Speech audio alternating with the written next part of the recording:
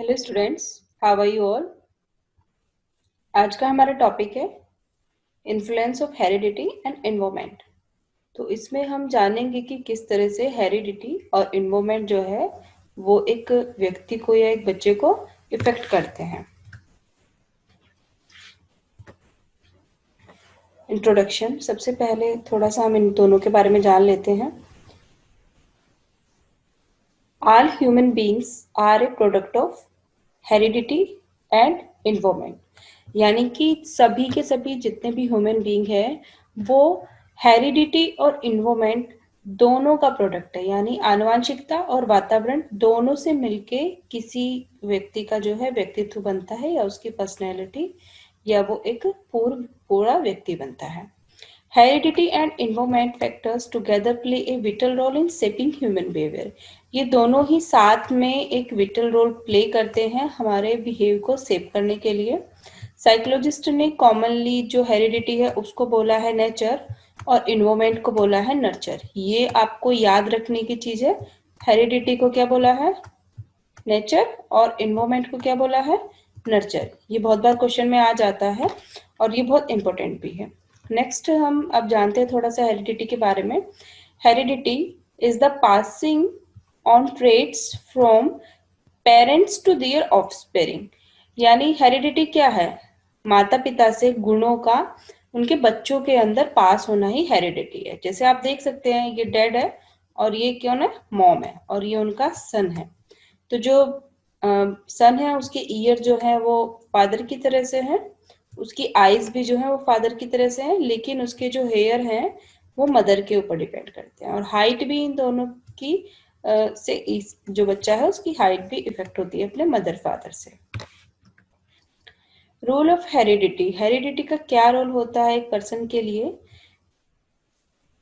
Heredity refers to और biological inherited characteristics. यानी जितनी भी हमारी बायोलॉजिकल इनहेरिटेड हैं, जो हमें जैविक हमारी विशेषताएं हमें हमारे माता पिता से या पूर्वजों से मिली है, यानी आनुवंशिक रूप से जो हमें विशेषताएं मिली है उसको हम हेरिडिटी बोलते हैं। कॉमन वर्ड्स में हम हेरिडिटी को कह सकते हैं कि वो कैरेक्टरिस्टिक्स जो हमें हमारे पेरेंट्स से मिलती हैं, पेरेंट्स से या हमारे पूर्वजों से। हमारे फिजिकल कैरेक्टरिस्टिक्स जैसे कि हमारी कलर ऑफ द स्किन, हमारी नोज की शेप कैसी है, हमारी आई का कलर और हमारे जो है हमारे इनहेरेंट होते हैं जो हमें हमारे पेरेंट्स से मिलते हैं। हेरिडिटी जो है वो हमारे बिहेव को भी इन्फ्लुएंस करती है। सिर्फ ये हमारी फिजिकल कैरेक्टरिस्टिक्स को ही निर्धारित नहीं करती है, इसकी वजह से हमारा जो व्यवहार है वो भी प्रभावित होता है। नेक्स्ट है द मैकेनिज्म ऑफ हेरिडिटी। इसको आप अच्छे से समझिएगा, ये बहुत ही इंपॉर्टेंट टर्म होते हैं और बहुत ही इसमें से काफी क्वेश्चंस बन जाते हैं। The true beginning of human being is a single second event. ये आपको याद रखना है। The true beginning of human being is a single second event. एक ह्यूमन बीइंग कब कंसीव होता है? जब एक सिंगल स्पर्म, एक मेल रिप्रोडक्टिव सेल जो होती है उसको हम क्या बोलते हैं? Sperm from the father's body fertilize the ovum। एक सिंगल स्पर्म फादर की बॉडी से फर्टिलाइज करता है ओवम को। ओवम क्या होती है? फीमेल रिप्रोडक्टिव सेल और एग।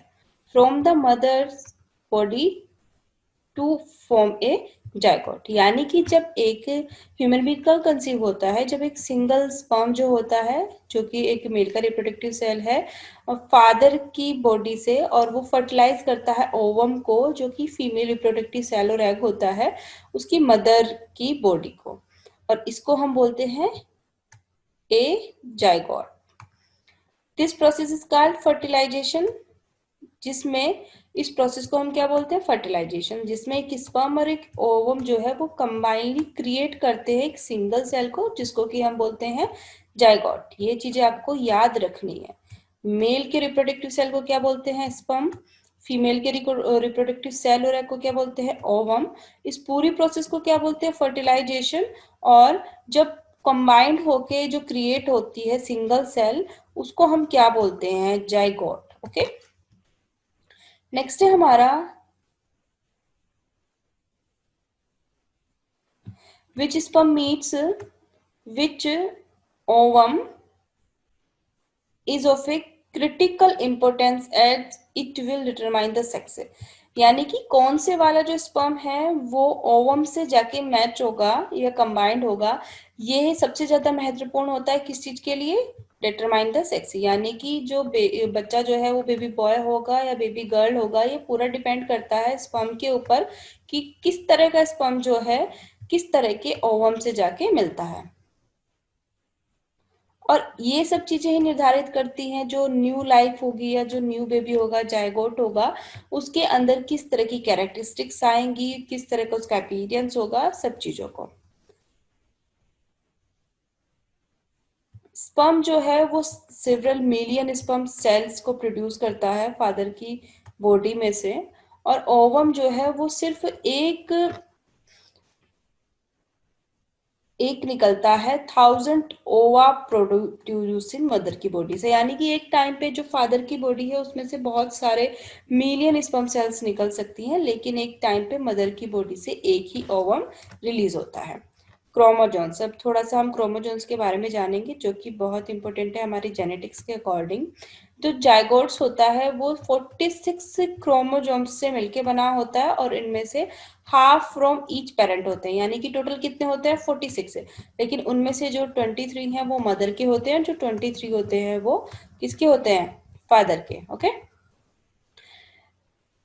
ये जो इसीलिए जो जायगोट है वो रिसीव करता है 23 क्रोमोजोन्स अपने फादर से, स्पर्म से, और 23 करता है अपनी मदर से, ओवम से। यानी कि टोटल कितने जायगोट्स होते हैं?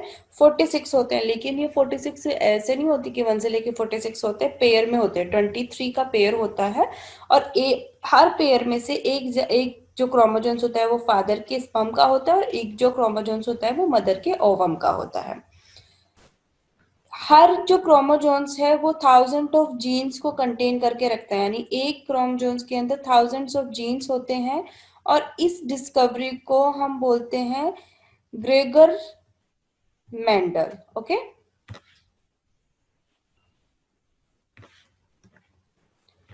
अब थोड़ा जीन्स के बारे में जान लेते हैं। जीन्स क्या होते हैं? Genes are a made of a complex chemical substance called DNA, deoxy ribonucleic acid. DNA को हम क्या बोलते हैं? Deoxy ribonucleic acid. इसको आपको नोट कर लेना है और लर्न करना है। जो जीन्स होते हैं किस चीज से बने होते हैं? किस चीज का कॉम्प्लेक्स यानी कि जटिल रासायनिक मिश्रण किस चीज का होता है? डीएनए का, डीऑक्सी राइबोन्यूक्लिक एसिड। और हर जीन जो होता है वो एक डिफरेंट रोल प्ले करता है, और वो जीन्स की वजह से क्या होता है कि एक डिफरेंट स्ट्रक्चर बन के आता है ह्यूमन बॉडी का, जैसे कि स्किन हो गई, मसल्स हो गई, अदर टिश्यूज हो गए, जैसे हार्ट, लंग्स, आईज वगैरह वगैरह। ये सब चीजें कौन निर्धारित करता है? हमारे जीन्स। अब आप देख लीजिए कि ये इस तरह का जो स्ट्रक्चर है हमारे किस चीज का होता है? जीन्स के अंदर, और इसके अंदर बहुत सारे डीएनए हमें मिलते हैं। नेक्स्ट है कि जो जीन्स होता है, जो जीन्स होते हैं जब हम उनको अपने पेरेंट्स से प्राप्त करते हैं तो वो एक पूरा का पूरा मैटर ऑफ चांस होता है कि हमें कौन सा जीन्स अपने मदर से ज़्यादा मिल जाए और कौन सा जो है हमें फादर से मिल जाए। मतलब ये चांस के ऊपर बेस करते हैं सब चीज़। और यही रीजन है कि क्यों दो जो बच्चे होते हैं एक ही माता पिता के वो इतने डिफरेंट डिफरेंट होते हैं। आप अपने भाई बहनों को भी देखते होंगे कि एक ही मदर फादर के बच्चों में काफी अंतर हो जाता है। तो ये सब किस चीज की वजह से होता है? जीन्स की वजह से। और जीन्स किस तरह से आते हैं बच्चों में? चांस फैक्टर की वजह से। यानी यहाँ पे क्या मैटर करता है? चांस ज्यादा मैटर करता है यहाँ पे। सिर्फ जो बच्चे जो होते हैं वो डिफरेंट होते हैं अपने मदर फादर से, और ये जो जीन्स का चांस फैक्टर है ये सिर्फ किस चीज को छोड़ता है? जब जो है बच्चे जो है वो आइडेंटिकल ट्विंस होते हैं। ट्विंस भी दो प्रकार के होते हैं, इनको हम पढ़ेंगे कौन कौन से होते हैं। तो यानी जब बच्चे डिफरेंट नहीं होते, आइडेंटिकल ट्विंस में होता है।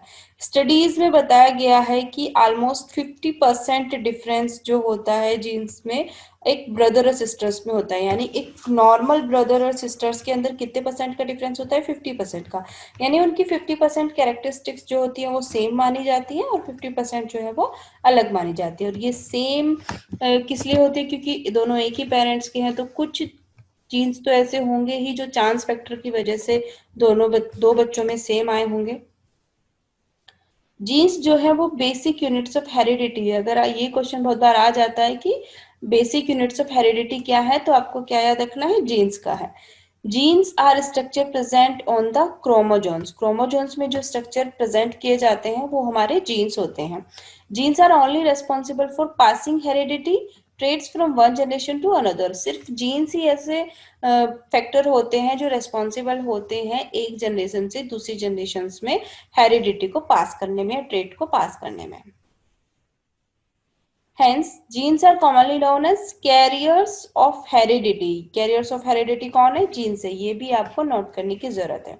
अब हम थोड़ा सा पढ़ लेते हैं क्लासिफिकेशन ऑफ जीन्स। जीन्स के भी क्लासिफिकेशन होते हैं। एक होता है हमारा डोमिनेंट जीन्स और दूसरा हमारा होता है रेसेसिव जीन्स। एक डोमिनेट जीन्स क्या होता है? एक डोमिनेट जीन्स वो होता है जिसका इफेक्ट जो है बच्चे के ऊपर ज्यादा होता है, और जब इसे सिमिलर टाइप के जीन के साथ में पेयर किया जाता है तो इसको हम क्या बोलते हैं? Dominate gene. डोमिनेट जीन यानी कि जिसका इफेक्ट बच्चे के ऊपर ज्यादा होता है और इससे कोई फर्क नहीं पड़ता है कि ये अपने जैसे जीन्स के साथ में पेयर बनाए या ना बनाए। यानी डोमिनेट जीन्स अकेला भी इतना पावरफुल होता है कि वो अपना इफेक्ट बच्चे के ऊपर डाल सकता है। कि एग्जाम्पल आप देख लीजिए कि अगर एक जो चाइल्ड है, अभी हमने दो तरह की जीन्स की बात की थी, रिकेसिव जीन्स और डोमिनेट जीन। अगर एक चाइल्ड है उसके पास एक रिकेसिव जीन्स है ब्लू आइज के लिए अपने फादर से, और ब्राउन आइज के लिए उसके पास एक जीन्स है अपनी मदर से, यानी दो तरह के कलर यहाँ पे अवेलेबल हो गए, एक ब्राउन और एक ब्लू। लेकिन बच्चे की आइज किस तरह की गई है? Brown eyes. तो इसका क्या मतलब है कि ये उस जीन की वजह से हुआ है जो कि ब्राउन आइज का था, और इसीलिए वो जीन जो है डोमिनेट जीन है। डोमिनेट का मतलब भी जैसे आप लोगों को पता होगा क्या होता है? प्रभावशाली होना, प्रभावी होना डोमिनेट का मतलब होता है। तो जो जीन ज्यादा प्रभावी हो गया उसको हम क्या बोलते हैं? Dominate gene. और जो जीन कम प्रभावी हो गया उसको हम क्या बोलते हैं? रिकेसिव जीन। डोमिनेट का मतलब ये है कि कोई फर्क नहीं पड़ता है उसे उसके जैसे जीन्स मिल रहे हैं या नहीं मिल रहे हैं, वो अपना प्रभाव दिखाएगा ही दिखाएगा। नेक्स्ट है हमारा रिकेसिव जीन्स। तो रिकेसिव जीन्स कौन सा होता है कि जब उसे अपने जैसा कोई जीन मिल जाता है तो वो अपना प्रभाव दिखा देता है। A recessive genes is one who effect shows up only and only when it is paired with one just like itself। यानी कि रिकेसिव जीन्स कैसा होता है? जब इसको अपने जैसा कोई जीन्स मिल जाता है, दूसरा भी रिकेसिव जीन्स मिल जाए इसको, तो ये अपना प्रभाव दिखा लेता है। ये अपनी कैरेक्टरिस्टिक्स नहीं दिखाता है जब ये डोमिनेंट जीन्स के साथ में पेयर होता है। एक एग्जांपल देखिए कि the genes for blue eyes is a recessive genes, it will be express its characteristics only when it's pair with another genes for blue eyes. यानी एक रिकेसिव जीन्स है हमारे पास ब्लू आइज का, और जब इसे दूसरा जीन्स भी हमें ब्लू आइज का ही मिल जाता है तो क्या करता है? ये अपना प्रभाव दिखाता है। इसको आप इस तरह से एग्जाम्पल देखिए कि जो फादर है उसका जीन्स कैसा है? ब्लू आइज का, जो कि एक रिकेसिव जीन्स है, और मदर का जीन्स कैसा है? डोमिनेट जीन्स है, ब्राउन आइज का। लेकिन मदर की भी किसी पीढ़ी में किसी की जो उसके जो फादर की या मदर की किसी की जो थी ब्लू आइज थी, और उसके अंदर एक रिकेसिव जीन्स जो है ब्लू आइज का है। तो क्या हुआ? दो रिकेसिव जीन्स कंबाइंड हो गए और ब्लू आइज बन गई।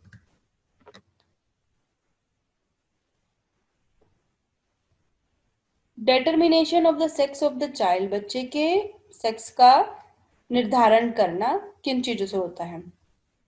जैसे अभी हमने बताया था पीछे की जो जायगोट है उसके अंदर 46 क्रोमोसोम्स होते हैं, 23 के पेयर होते हैं, 23 पेयर्स होते हैं। Okay, These 46 chromosomes are arranged in 23 pairs। ये जो 46 chromosomes होते हैं वो 23 pairs के अंदर अरेंज होते हैं, और इन 23 pairs में से जो पहले जो 22 पेयर होते हैं उनको हम क्या बोलते हैं? ऑटोसोम्स। ये आपको याद रखने की बात है, और हम इनको नॉन सेक्स भी बोलते हैं, क्रोमोसोम्स भी बोलते हैं। शुरू के जो 23 पेयर्स होते हैं उनको हम क्या बोलते हैं? ऑटोसोम्स या नॉन सेक्स क्रोमोसोम्स। और जो लास्ट का 23 वाला पेयर होता है उसको हम क्या बोलते हैं? Sex chromosomes. ये चीजें आपको लर्न होनी चाहिए। और ये जो क्रोमोसोम्स हमारा होता है, ये वाला जो पेयर है 23rd वाला, ये डिटरमाइन करता है कि जो न्यू ह्यूमन बीइंग है वो एक मेल होगा या फिर वो एक फीमेल होगा। यहाँ पे स्ट्रक्चर भी आपको देखने को मिल रहा होगा कि 1 से लेके 23 पेयर तक है। 22 23 ये एक पेयर है। हर पेयर में जो है दो दो जीन्स है, एक मदर का और एक फादर का। अब हमें नहीं पता कौन से वाला मदर का है, कौन सा फादर का है। जो फर्स्ट 22 जीन्स जो है उनको हम क्या बोलते हैं, सॉरी जीन्स नहीं, क्रोमोजोन्स जो है उनको हम क्या बोलते हैं, नॉन सेक्स क्रोमोजोन्स। और जो 23rd वाला है उसको हम क्या बोलते हैं, सेक्स क्रोमोजोन्स। इनको हम क्या, दूसरा नाम इनका क्या है 1 से लेके 22 के क्रोमोजोन्स का, ऑटोसोम्स। सेक्स क्रोमोजोन्स जो होते हैं वो दो तरह के होते हैं, एक्स और Y chromosomes. Okay, the ovum always contributes an X chromosomes. जो ओवम होता है यानी फीमेल का रिप्रोडक्टिव एग या ओवम, उसके अंदर क्या होते हैं, एक्स होते हैं, यानी फीमेल के अंदर जो होता है 2x होते हैं। और जो स्पर्म होता है उसके अंदर के दो तरह के क्रोमोजोन्स होते हैं, एक एक्स और एक वाई। ये आपको याद रखनी है, फीमेल के अंदर एक्स एक्स और मेल के अंदर होते हैं एक्स वाई। अभी एक और चीज आपको मैं बताना चाहूंगी कि जो मेल के अंदर होते हैं ना एक्स और वाई, तो ये पूरा वाई नहीं बनाता है, होता ये भी एक्स की जैसा है, लेकिन जो इसकी ये वाली टेल है ना, एक टेल है, वो छोटी होती है, तो इसलिए ये वाई से मैच करता है। मतलब पूरा इस तरह का नहीं होगा कि आपको वाई जैसा देखने को मिलेगा, जैसे ये एक्स है और ये वाई, इसकी एक टेल थोड़ी छोटी होती है और इसलिए इसको हम वाई बोलते हैं। जब जो जाइगोट है उसके जो कॉम्बिनेशन बनता है मदर फादर के क्रोमोसोम्स का, एक्स एक्स होता है तो वो एक फीमेल होती है। ओके, और जब जाइगोट जो है फॉर्म होता है, इसका कॉम्बिनेशन एक्स और वाई का बनता है, तो वो क्या बनता है, एक मेल चाइल्ड बनता है।